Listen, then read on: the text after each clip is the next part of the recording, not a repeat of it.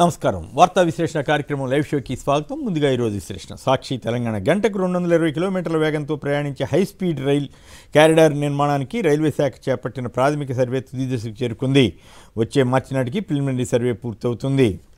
జార్ఖండ్ పంచాయతీ హైదరాబాద్కు చేరుకుంది. అక్కడ ఎమ్మెల్యేలను హైదరాబాద్ శిబిరానికి తరలించారు. భూముల లావాదేవీల్లో బిల్డర్లను ప్రభుత్వం బెదిరిస్తోందంటూ కాంగ్రెస్ బ్లాక్మెయిల్ రాజకీయాలని కేంద్ర మంత్రి కిషన్ రెడ్డి ఆరోపించారు.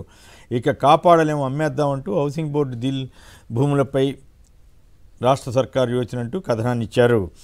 ప్రభుత్వాన్ని ఎలా పడగొడతారు అంటూ రేవంత్ రెడ్డి చేసిన వ్యాఖ్యలను కూడా ఇంద్రవల్లి సభలో చేసిన ప్రసంగాన్ని కూడా ప్రముఖంగా ఇచ్చారు. సాక్షి ఆంధ్రప్రదేశ్. చంద్రబాబు తన సొంత నియోజకవర్గం కుప్పాన్ని ఎలా పట్టించుకోలేదో సవివరంగా తెలియజేస్తూ కుప్పం బ్రాంచ్ కెనాల్ పనులు చేయకుండా కమిషన్లకే ప్రాధాన్యం ఇచ్చారంటూ బ్యానర్ కథనం ఇచ్చారు. రామోజీరావుకు సుప్రీంకోర్టులో ఎదురు దెబ్బ. మార్గదర్శి చిట్ ఫండ్ మోసాలపై జరుగుతున్న విచారణ ఏపీ హైకోర్టులో కాకుండా తెలంగాణ హైకోర్టుకు మార్చాలని దాఖలైన పిటిషన్ను తిరస్కరించారు. ఈనాడు సుప్రీంకోర్టు తిరస్కరించింది. ఈనాడు తెలంగాణ. ప్రభుత్వాన్ని ఎలా పడగొడతారు? కూలిపోవడానికి ఇది కాళేశ్వరం కాదు, ప్రజాప్రభుత్వం అని సీఎం రేవంత్ రెడ్డి ఇంద్రవల్లిలో అన్నారు. కేసీఆర్ మళ్ళీ సీఎం కాదు కదా, మంత్రి కూడా కాలేరని రేవంత్ రెడ్డి అన్నారు. మేడిగడ్డ పిల్లర్ల కుంగుపాటుకు సంబంధించిన కేసును సీబీఐకి అప్పగించడంపై, కాళేశ్వరం ఇరిగేషన్ ప్రాజెక్టు సేకరించిన నిధుల వ్యవహారంపై 2 వారాల్లో అఫిడవిట్ దాఖలు చేయాలని హైకోర్టు ఆదేశించింది. కృష్ణా పరివాహక ప్రాంతంలోని ప్రాజెక్టులను కృష్ణా బోర్డు స్వాధీనం చేసుకునే విషయాన్ని పునఃపరిశీలించాలని బీఆర్ఎస్ ఎంపీలు కేంద్ర జలశక్తి మంత్రి గజేంద్ర సింగ్కు షెకావత్కు విజ్ఞప్తి చేశారు. ఈనాడు ఆంధ్రప్రదేశ్. ఐటీకి పొగబెట్టారంటూ వైసీపీ పాలనలో కుదేలైన కీలక రంగం అంటూ ప్రతి వారానికి 1-2 సార్లు ఇచ్చే వార్తల్ని మళ్ళీ రాశారు.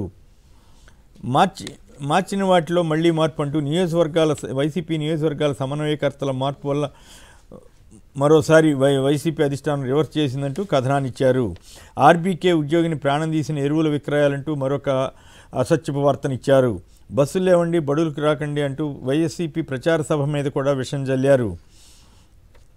విద్యార్థుల భవితపై జగన్ సిద్ధం అంటూ పేరుతో వైసీపీ ఎన్నికల ప్రచార సభల కోసం అధికార దుర్వినియోగం అంటూ ఆరోపణ చేశారు. అధికార పార్టీ ఎమ్మెల్యేలు నాయకులు ఒత్తిళ్లతో తహసీల్దార్లకు పోస్టింగ్లు ఇవ్వడంతో ఉన్నతాధికారులు తీవ్ర జాప్యం చేస్తున్నారంటూ మరో వార్తనిచ్చారు. నమస్తే తెలంగాణ. ఇక్కడ ఏమార్చి ఢిల్లీలో రాసిచ్చి కృష్ణా ప్రాజెక్టుల అప్పగింతకు పరోక్ష అంగీకారం అంటూ ఈ పత్రిక కథనాన్ని ఇచ్చింది. మినిట్స్ సాక్షిగా దొరికిపోయిన రేవంత్ ప్రభుత్వం అని రాశారు. నెల పెన్షన్ కోసం నిరసించిన జనవరి నెల ఆసరా పెన్షన్లు తెలంగాణలో ఇంతవరకు అందక లబ్ధిదారులు రోడ్డెక్కారంటూ స్టోరీ ఇచ్చారు. ఈ వార్తని ఈనాడు పత్రిక ఎక్కడ ఇచ్చినట్టు కనపడలేదు. తెలంగాణలో రైల్వే ఉద్యోగుల భర్తీలో కేంద్రం తెలుగు రాష్ట్రాలకు అన్యాయం చేస్తోందంటూ వార్తనిచ్చారు. వార్తాపత్రిక. సిఎస్ హోదాతో అన్ని అక్రమాలే, తెలంగాణలోనే కాదు దేశంలోని అనేక ప్రాంతాల్లో సోమేష్ కుమార్ ఆస్తులంటూ ఓ స్టోరీ ఇచ్చారు. అధ్యక్ష తరహా పాలనకు ప్రధాని మోడీ కుట్ర చేస్తున్నారని సిపిఐ జాతీయ ప్రధాన కార్యదర్శి డి రాజా ఆరోపించారు. ఆంధ్రప్రభ. కృష్ణా గోదావరి ప్రాజెక్టును ఢిల్లీకి తాకట్టు పెట్టారని మంత్రి కేటీఆర్ కాంగ్రెస్ ప్రభుత్వంపై ధ్వజమెత్తారు. వెలుగు. తెలంగాణ అసెంబ్లీ బడ్జెట్ సమావేశాలు ఈ నెల 8న ప్రారంభం కావచ్చు. రేపు కేబినెట్ మీటింగ్లో దీనిపై చర్చిస్తారు. తమిళ సినీ నటుడు విజయ్ తమిళ వెట్రిక్ కళగం పేరుతో రాజకీయ పార్టీని ఏర్పాటు చేస్తున్నారు. కాంగ్రెస్ వైపు బీఆర్ఎస్ ఎమ్మెల్యేలు కూగడుతున్నారా అంటూ స్టోరీ ఇచ్చారు. దళిత బంధు కమిషన్లు వెనక్కివ్వండి, మాజీ ఎమ్మెల్యే ముత్తిరెడ్డి ఫామ్ హౌస్ ముందు దళితులు ధర్నా చేశారని కథనాన్ని ఇచ్చారు. టక్కన క్రానికల్. EU సభ్య దేశాలు కృత్రిమ మేధస్సు నియంత్రణపై నిబంధనలు ఆమోదించాయి. ఇక గ్రేటా నిరసన కేసును యూకే రద్దు చేసింది.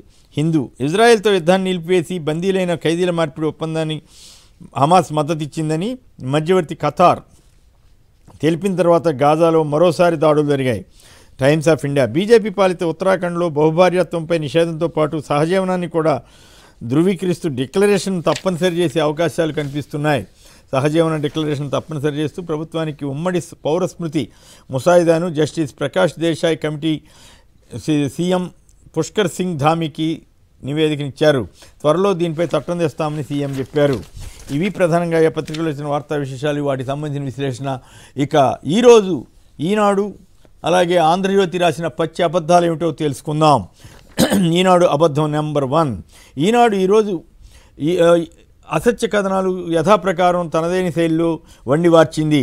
ఐటీకి పొగబెట్టారు, వైకాపా పాలనలో కుదేలైన ఐటీ రంగం అంటూ కథనాన్ని ఇచ్చింది. తెలంగాణలోని హైదరాబాద్తో ఆంధ్రప్రదేశ్లోని విశాఖను పోల్చారు. ఇక దీనికి సంబంధించి వాస్తవం ఏమిటంటే ఐటీ రంగంలో దిగ్గజమైన హైదరాబాద్తో విశాఖను పోల్చడమే రామోజీ కుట్ర, బుద్ధి జ్ఞానం ఉన్నవాళ్ళు ఎవరైనా ఇలా పోల్చుతారా అన్న ప్రశ్న సహజంగానే వస్తుంది. ఐటీ రంగంలో హైదరాబాద్ అగ్రగామిగా ఉంది.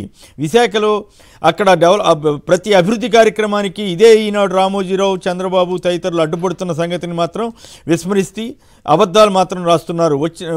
చంద్రబాబు టైంలో మాత్రం ఎందుకు రాలేదో, మాత్రం ఐటీ కంపెనీలు ఎందుకు తేలేదో చెప్పరు. ఒకవేళ అప్పుడు వచ్చినవి కూడా చాలా చిన్న చిన్న కంపెనీలే. అయితే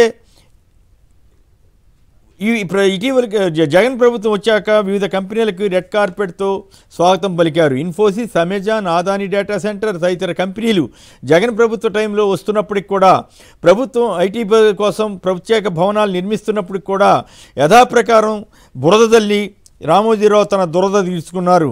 హైదరాబాద్తో పోల్చకపోతే విశాఖ ఓ మోస్తరుగానే అభివృద్ధి చెందిందన్న సంగతి విస్మరిస్తున్నారు. ఇలా కంపేర్ చేయటమే నక్కజిత్తుల రామోజీ అంటూ విమర్శలు వస్తున్నాయి. ఈ కేవలం ప్రజలను, పాఠకుల్ని కన్ఫ్యూజ్ చేయడం కోసమే రామోజీ దుష్టపన్నాగం పన్నుతున్నట్లుగా కనపడుతోంది. ఇక ఏపీలో ఎలక్షన్లు దగ్గర పడే కొద్దీ ఇలాంటి రోతలు మరింత తీవ్రమయ్యే అవకాశం కనపడుతోంది. ఈనాడు అబద్ధం నెంబర్ 2, మార్చిన వాటిలో మళ్ళీ మార్పు అంటూ ఆంధ్రజ్యోతి, ఈనాడు కలిసి అసత్య కథనాన్ని వండి మార్చారు. పార్టీ నిర్ణయాలకు వాస్తవం ఏంటంటే, పార్టీ నిర్ణయాలకు అనుగుణంగా సమన్వయకర్తల మార్పు ఉంటుంది. ఎన్నికల నోటిఫికేషనే ఇంకా రాలేదు. ముందుగా సరైన అభ్యర్థుల కోసం, గెలుపు గుర్రాల కోసం పార్టీ నిత్యం ప్రయత్నిస్తుంది. సామాన్యులకు ఎంపీలు, ఎమ్మెల్యేలు చేయాలని ప్రయత్నిస్తున్నారు జగన్. ఇలాంటి విషయాలన్నింటినీ వదిలేసి కడుపులో విషం పెట్టుకుని దుర్మార్గపు రాతలు రాస్తున్నారు ఈ రామోజీరావు, రాధాకృష్ణులు. ప్రతిపక్షాలు ఇంకా ఈ స్థాయిలో అభ్యర్థులనైనా ఎంపీ చేసిందంటే అది ఎప్పుడు ఒక్క వార్త కూడా రాయట్లేదు. రెండు పార్టీలు కలిసి పోటీ చేస్తామంటే నిత్యం గొడవ పడుతున్న టీడీపీ, జనసేన గురించి ఒక్క మాట కూడా రాయని ఈ పత్రికలు వైసీపీ మాత్రం విషం చిమ్ముతుంటాయి. ఈనాడు అబద్ధం నెంబర్ 3, బడులకు విద్యుత్ బిల్లుల మోత అంటూ మరో అసత్య కథనాన్ని ప్రచురించారు. వాస్తవం ఏంటంటే, ప్రభుత్వ సంస్థలైనా ఎవరి విధులు వారు నిర్వహించాల్సిందే అన్న విషయం ఎల్లో మీడియా దిగ్గజంగా చెప్పుకునే రామోజీకి తెలియదా? స్వతహాగా విద్యుత్ సంస్థలు పాఠశాలలకు వచ్చిన కరెంట్ బిల్లుల గురించి అడగడం సర్వసాధారణం. ఈ విషయంపై విద్యాశాఖ మంత్రి బొత్స సత్యనారాయణ ప్రత్యేక దృష్టి పెట్టారు. ప్రభుత్వమే ఆ నిధులను చెల్లించేలా నిర్ణయం తీసుకుంటామని కూడా చెప్పారు. అయినా అలాంటి విధాన నిర్ణయాలకు కొంత సమయం పడుతుందని తెలిసినా ఇలాంటి అసత్యపు వార్తలను వండి ప్రజల్ని మోసం చేయాలని ప్రయత్నిస్తున్నారు. ఇక ఆంధ్రజ్యోతి అబద్ధం, సిగ్గు విడిచి సిద్ధం, జగన్ ఎన్నికల ప్రచారం కోసం విధ్వంసం అంటూ తప్పుడు కథనాలని రాశారు.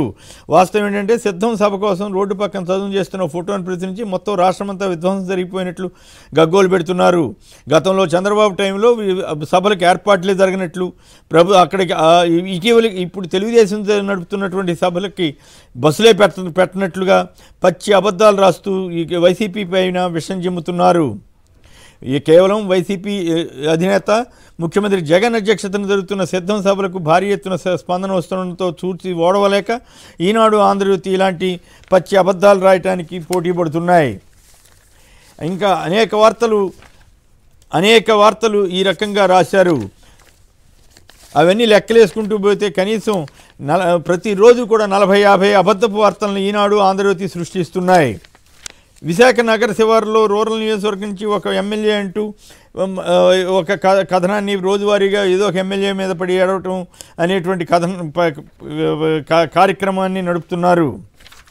ఇక ఇదే టైంలో రామోజీరావుకి సుప్రీంకోర్టులో మార్గదర్శి కేసులకు సంబంధించి చుక్కెదురైన వార్తను మాత్రం రాసుకోలేకపోయారు.